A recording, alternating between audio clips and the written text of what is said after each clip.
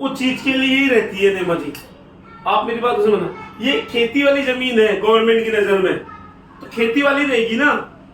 अब वो आवासीय में लेना चाहता है, आप क्या सोचते हैं गिफ्ट डीड ऐसी हो जाती है 500 रुपये स्टाम्प पे 3.5-4% नोटरी रजिस्टर्ड वो लगती है। आपने रजिस्ट्री कराई थी ना अपने जमीन की, जो फार्म हाउस की करवाई थी ना, क्यों कराई थी? वो तो एग्रीकल्चर है। अपन ने उसको आवास में कैसे बनाया? रजिस्टर्ड कराया, आवास में करवाया था ना। अब वो गांव की जमीन थी, अपन ने सोसाइटी को मर्ज कर दी, वो रजिस्ट्री सोसाइटी को दी थी, अपन ने पट्टे काट दिए। लेकिन ये क्या करेगा? पंचायत, ग्राम पंचायत को दे देगा, वो इसका पट्टा बनने के लिए दे देगा। अब नोट जो पटवारी है, क्या दीपिका, जो पटवारी है वो कैसे करेगा? इसका पट्टा कैसे बनाएगा कि भाई तो एग्रीकल्चर जमीन है, मैं कैसे कर दूं? बोला भाई मेरे पिताजी ने आवासीय के लिए दी है, गिफ्ट डीड है ये मेरी, उसमें लिखा जाएगा गिफ्ट डीड में कि आवास के लिए ये जमीन दी है। फिर वो बोलेगा ठीक है आवासीय के लिए, तो वो उसके पेपर बनाएगा, तैयार करेगा, फिर इसको पट्टे के लिए डाल देगा। इन फ्यूचर में, भविष्य में इसको ग्राम पंचायत का पट्टा मिल जाएगा। समझ गए? जब तक जमीन जिस चीज की यूज की है वो चीज ही उपयोग में नहीं हो रही है तो एग्रीकल्चर कहलाएगी। चलो पहले बेटे ने भी ऐसे करा, दूसरे चौथे ने भी ऐसे करा, इन दोनों ने आपस में बांट लिया और बना लिया। अब इनको लोन मिलेगा नहीं मिलेगा?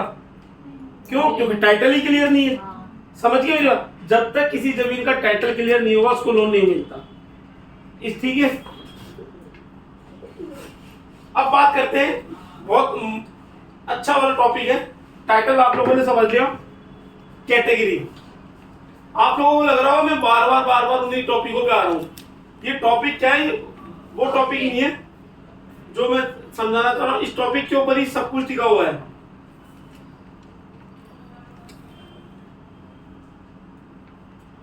Category first, category first. अब तुमने कल दीपिका मेरे से सवाल पूछा कि सर किसको क्या रेट देंगे, कौन सी प्रॉपर्टी पे क्या लोन देंगे? भाई अब देखो, सुनो मेरी बात, सबसे अच्छा क्वेश्चन है, इसका जवाब भी तुम्हारे हाथ में ही है। कैसे है मैं बताऊं। आरबीआई ने घोषित कर रखा है रेट ऑफ इंटरेस्ट, क्या कल परसों में 50 पैसे बढ़ा है ना, अब मेरे को वीडियो दिखा रहे थे। 6.80 की रेट है, अब हो गई 7.20 की रेट, 30 की रेट। आरबीआई की रेट क्या हो गई से लेके, इसका कोई अंत नहीं है। ये होम लोन में, मॉर्गेज में क्या होती है?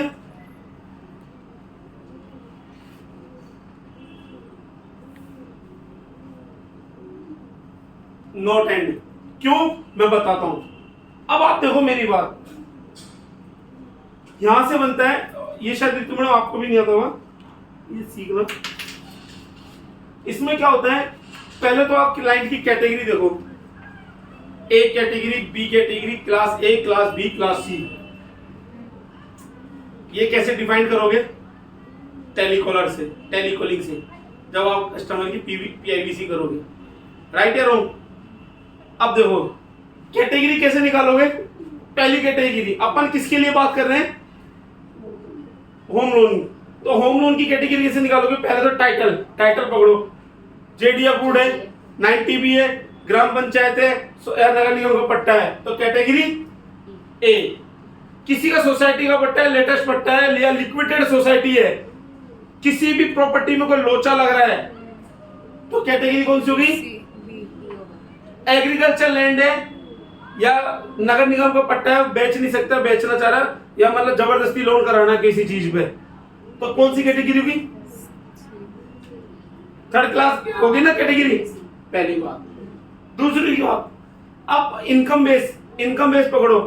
बंदा सैलरीड है, घर में 70,000 रुपए, लाख रुपए सैलरी आ रही है, वाइफ भी कमा रही है, वो भी कमा रहा है, बेटा भी कमा रहा है, कभी आज तक लोन लिया तो चुकाया, मतलब बढ़िया तरीके से चुकाया उसने, कोई लोड नहीं है किसी भी चीज का, तो कौन सी कैटेगरी में आ गया? First category.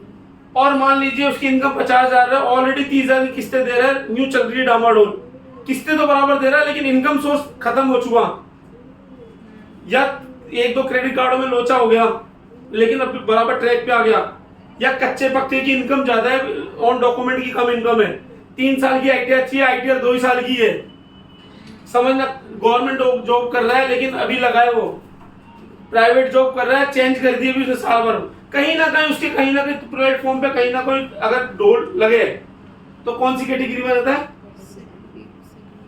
तीसरी कैटेगरी। ठेला चलाता है, सब्जी का ठेला चलाता है, क्रेडिट कार्ड खाया हुआ है, शोरूम हो चाहे भले ही बड़ा लेकिन लोन खाया हुआ है, क्रेडिट कार्ड में भी डिफॉल्ट है, तो कौन सी कैटेगरी का है? अब मैं बताऊं इस कैटेगरी के अंदर है ना, आप कस्टमर की बातों से जा सकते हो कि हाँ यार इस कैटेगरी का है, मैं ये रेट मांग रहा है, क्या दे सकते हो। अब देखो आपको पकड़ने का तरीका, एक क्लास का कैटेगरी का कस्टमर आ रहा है, होम लोन चाहता है, तो उसको क्या बोलोगे? सर 8.5 7.5 से लेके 8.5 की रेट दे दूंगी मैं आपको, 7.5 से, एक मिनट स्टॉप करना, समझ गए मेरी बात को? अब क्या होता है, कैटेगरी आपने फर्स्ट सेकंड थर्ड देख ली, कस्टमर की देख ली आपने, मतलब मैं क्या कह रहा हूँ, कस्टमर का बेस देखो, प्रॉपर्टी का बेस देखो, पहले प्रॉपर्टी का देखोगे, क्यों? क्योंकि अपन होम लोन की बात कर रहे हैं। देन दूसरा किसकी बात कर रहे हैं? लोन कितना चाहिए, तो किसकी बात करोगे? इनकम की, तो इसमें भी कैटेगरी देखोगे। ये तीनों कैटेगरी आपको चूज करनी है बात करते करते। क्लाइंट की शकल में मत जाना, वो गोल्ड में लगा हो लेकिन फर्जी हो सकते हो। जिसने भी अगर एक लोन खाया हुआ है समझ लेना फर्जी है सिविल में। और दूसरी चीज, अब आती है रेट की बात। अपन बात करते हैं होम लोन। एचएल का केस है कि किसी को होम लोन चाहिए तो जेडी अप्रूव जो गवर्नमेंट से रजिस्टर्ड सोसाइटी मतलब सोसाइटी है, मतलब गवर्नमेंट अप्रूव प्रॉपर्टी है, उसमें रेट आती है 7.5 से लेके 12.5 तक। अब आपको इसके बीच में बोलना है, कैटेगरी ए है तो सर 7.5 8.5%, सर कैटेगरी बी है तो सर 8.5 से 9.5%, और कैटेगरी थर्ड है तो 11.5 से 12.5-13%। इसकी कोई एंड नहीं है एचएल में। अब अगर मोर्गेज की बात करें तो 11.5 12.5 मतलब ये 11,000 उसका लेवल देख के वो है। नहीं, थर्ड कैटेगरी वाला 11.5 किस चुका है ये? 11.5 नहीं, मैं तो 12.5-13 पे भी जाएगा, मतलब ज्यादा है वो, ज्यादा है ना यार, फटा हुआ कस्टमर है तो ठीक है। अब मोर्गेज लोन, मोर्गेज लोन क्या होता है? हाथ में property, loan against property, loan रख दिया गिरवी और हाथ में पैसा आ गया, कुछ भी करे वो। ऐसी कैटेगरी में प्रॉपर्टी का टाइटल देगा, टाइटल जेडी अप्रूव्ड है, सैलरीड है, एक क्लास है तो सर 8.5 9.5 की रेट दे दूंगी मैं। अगर कैटेगरी बी है तो सर 9.5 10.5 दे दूंगी। कैटेगरी सी है तो कोई अंत नहीं है सर, पेपर दे दो उसके बाद बता दूंगी 13.5 14%। अब देखो यहाँ पर एक कहानी और आती है, ये तो तुम कर लोगे फाइट, लिख लिया ना, ये लिखना बहुत जरूरी है तुम लोगों को, लिख लिया तो अच्छी बात है, नहीं लिखा तो कॉपी कर लेना। तीसरी चीज BT top up. BT top up word क्या होता है? किसी ने मेरे से पूछा था, दीपिका ने, बीटी टॉपअप पे कंफ्यूज था इसको।